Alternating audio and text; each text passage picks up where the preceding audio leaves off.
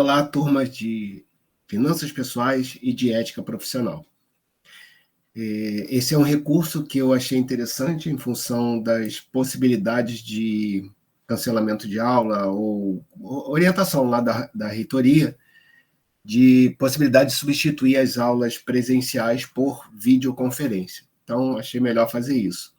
E achei melhor também fazer um vídeo curto, mandar o link para vocês assistem em qualquer momento que quiserem.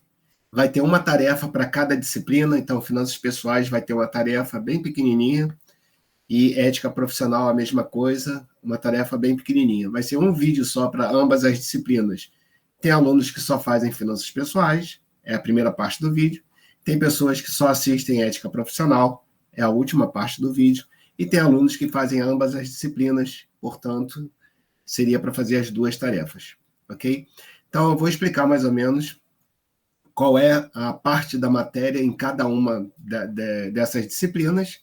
No final, vou pedir uma tarefazinha bem simples para mandar o e-mail ainda hoje, dia 17 de outubro. Não vale ponto, é apenas para marcar a presença em sala. Então, mandou o e-mail, respondeu a pergunta que eu estou fazendo, na minha planilha lá de presença, vou colocar que você compareceu à aula de hoje. Basicamente isso.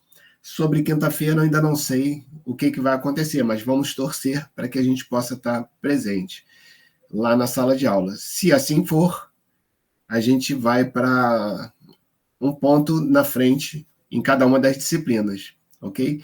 Se continuar com essa situação, a gente vê aí se vai fazer uma aula ao vivo ou, de novo, eu gravo um vídeo e depois passo para vocês. Então, vamos para a parte que eu preparei de finanças pessoais.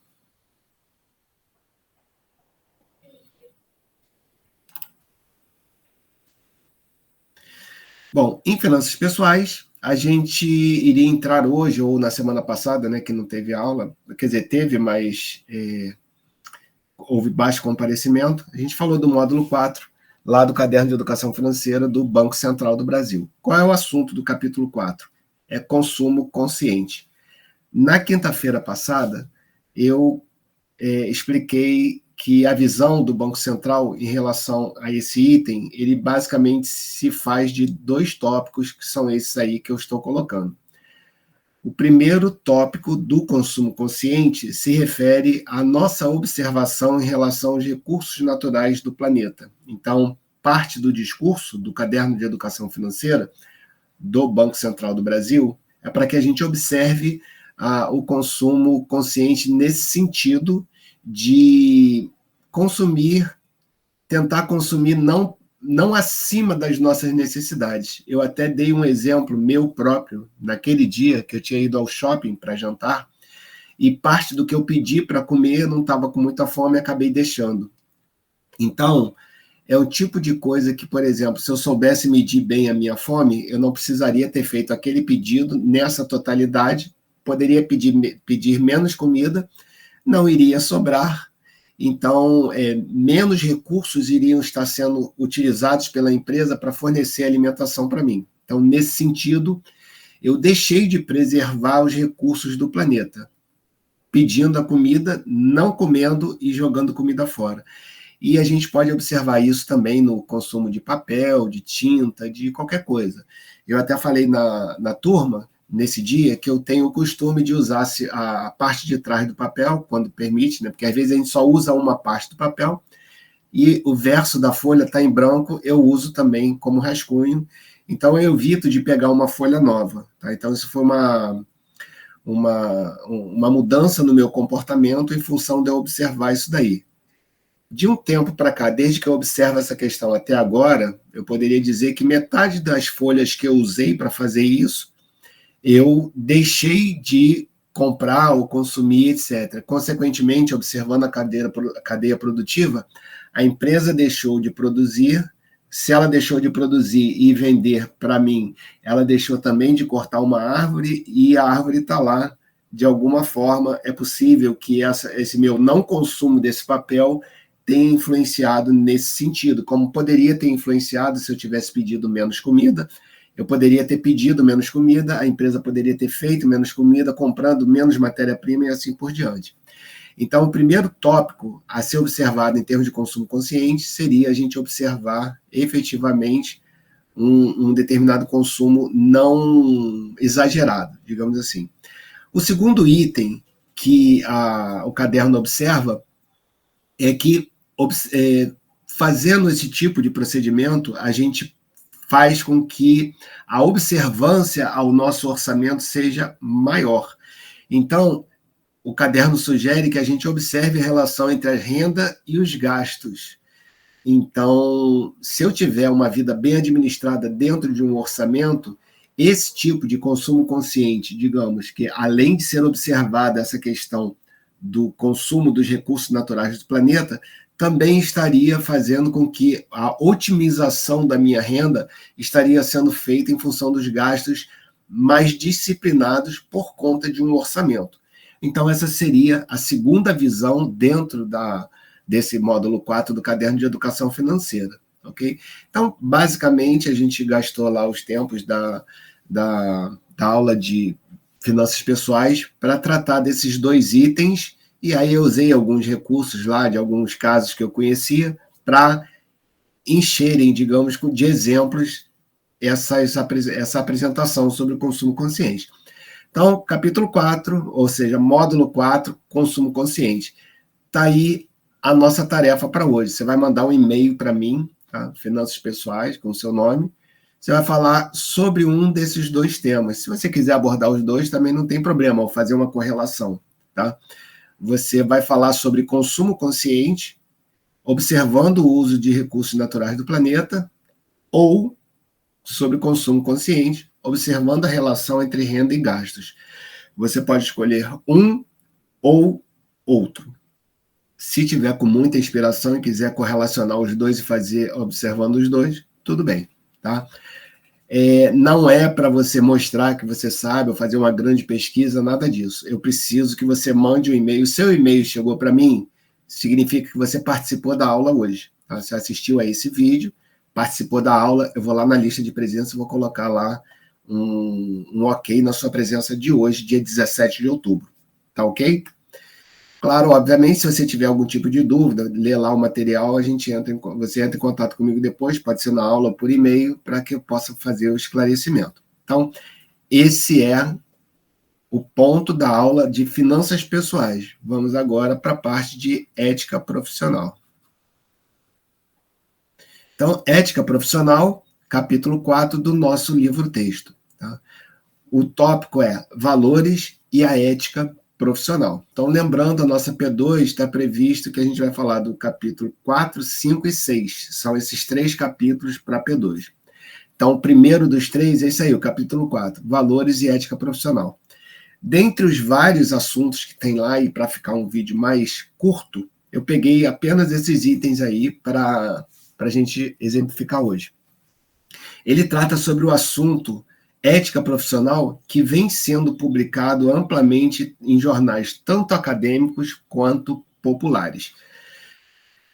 No caso dos jornais acadêmicos, a gente sabe que a academia tem o interesse de fazer pesquisa. Então, as publicações acadêmicas, elas normalmente reportam algum tipo de pesquisa que algum acadêmico fez, seja qualitativa, seja quantitativa ou uma quali-quant, que são pesquisas que reúnem ambas características de variáveis, qualitativas e quantitativas. Então, é um tipo diferente, é um tipo específico de escrita. Então, nós temos visto aí muita publicação na área acadêmica sobre o tema de ética profissional, ok? Então, ele começa lá o capítulo 4 falando sobre isso. Então, ele vem descendo, vem falando algumas coisas, trata do papel do indivíduo nas empresas, ou seja, o seu comportamento. E aí, quando a gente fala de valores, a gente já chegou a comentar em algumas ocasiões anteriores de que o nosso comportamento depende dos valores que a gente tem. E essa questão de, digamos assim, de estar tratando sobre ética, ou seja, refletindo sobre o nosso comportamento, então, é o que ele está falando aí, o nosso comportamento, a reflexão sobre ele, o comportamento ele se origina nos nossos valores. Então, se eu tenho bons valores e sigo esses valores, é provável que o meu comportamento esteja alinhado com isso e eu tenha, digamos assim, um bom comportamento, ou um comportamento eticamente aprovado, ok?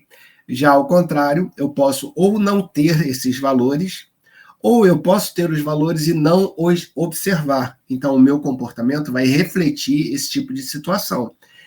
E, aos olhos dos teóricos, eu teria um comportamento eticamente não aprovado, digamos assim. Então, qual é o nosso papel como indivíduo dentro das empresas, das organizações? Ter um comportamento que reflita valores, digamos assim, preferencialmente os valores bons que a gente possa ter na nossa vida. Basicamente, é isso. Nessas organizações sobre as quais a gente está falando, aí, no caso eu citei empresas, nós temos influências tanto de superiores, então eu vejo o meu chefe se comportando de uma determinada maneira, ele pode ser um exemplo bom para eu seguir, ou ele pode ser um exemplo ruim, que eu não deveria seguir, e também entre os pares, ok?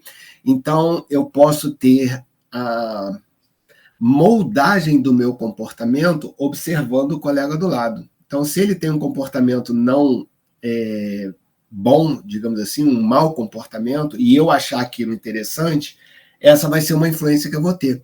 Se eu vir o meu chefe, o meu supervisor, o meu superior agindo de maneira errada, digamos assim, e não me importar com isso, eu possivelmente vou absorver esse tipo de questão e, quem sabe, até, entre aspas, colocar isso como um determinado valor para mim. Então, repare, seria uma coisa ruim eu ter um valor, entre aspas, baseado em uma questão, um comportamento ruim. Então, eu tenho influências que vêm dos meus superiores e dos meus pares. Então, no sentido de evitar esse julgamento, por exemplo, eu, como trabalhador, observar meu chefe, observar meus pares, e com base nessa observação, eu decidir qual deve ser o meu comportamento, isso é um problema ético, digamos assim, de ética profissional, que deve ser previsto pelos comitês de ética. Eu preciso contar que a empresa tenha uma regra de conduta. Essa regra de conduta está prevista nos códigos de ética da empresa. Tá? Então, a maneira como eu devo me comportar, como está sendo dito aí, tem que estar sendo prevista nesse código de ética, para evitar que eu, por observação, eu absorva o comportamento de superiores ou de pares como um comportamento meu. Então, se por acaso acontecer de eu observar comportamentos dos superiores ou dos pares que não sejam bons e assumir isso como, entre aspas, bom, eu vou estar, digamos assim, cometendo um certo desvio de comportamento. Para que isso não ocorra, eu preciso considerar que o comportamento deve ser previsto. Como? Através de um documento chamado Código de Ética.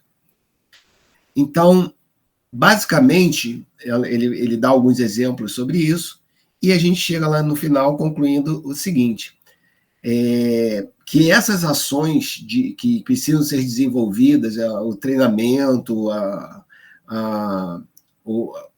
confecção do código de ética, o estudo desse código de ética, isso vai acarretar em despesas para a organização. Então, a empresa que tiver um certo nível de dedicação a essas questões, ela vai gastar dinheiro. Basicamente seria isso que ele está querendo dizer. Isso, na nossa DRE da empresa, vai diminuir o lucro. Então, a gente pode fazer uma certa comparação do seguinte: se a empresa tem dedicação, investimentos em ética profissional, ela contribui para uma diminuição do lucro. Então, um dos assuntos debatidos lá nesse capítulo nos leva a questionar essa possibilidade aí. É possível um lucro ético? Quer dizer, a empresa poderia se dedicar ao mesmo tempo às suas operações visando a obter lucro e, ao mesmo tempo, como eu disse, também cuidar dessa parte de ética profissional? Essa é a sua missão, responder a sua opinião sobre isso. Se você acha que esse lucro ético ele é possível e se ele, quem sabe, é praticado pelo que você vê aí, que você nas empresas em que você trabalha ou trabalhou. Ok? Lembrando o seguinte, na maioria das vezes, as respostas para esse tipo de pergunta são muito positivas. As pessoas realmente estão muito confiantes na observação de que o lucro ético é possível, não só possível, como praticado. Tá? Então, vê aí qual é a sua opinião sobre isso. Da mesma forma que em finanças pessoais, a sua presença na aula de ética de hoje vai se materializar por um e-mail que você vai mandar hoje ainda, dia 17, sobre isso daí. Você acha que é possível um lucro ético? Da mesma maneira que em finanças pessoais, você não precisa provar que você sabe ou que não sabe, citar a coisa, fazer um e-mail grande nem nada. Você vai me responder 1, 2 linhas que você entende que é possível ou que não é possível e uma razãozinha aí porquê do sim ou do não. Só isso. Não é para provar que você está certo, que está errado, etc. Eu só quero que você mande um e-mail que vai ser uma maneira objetiva de eu dar lá uma presença no dia de hoje, dia 17, para você em ética profissional. Então, vamos esperar aí que na quinta-feira tudo se regularize e a gente possa se ver lá na sala de aula, lá na Praia Vermelha, para dar continuidade às aulas de finanças pessoais e de ética profissional. Um forte abraço a todos. Eu fico aguardando o e-mail de vocês na participação da aula de hoje como presença. Abração, galera.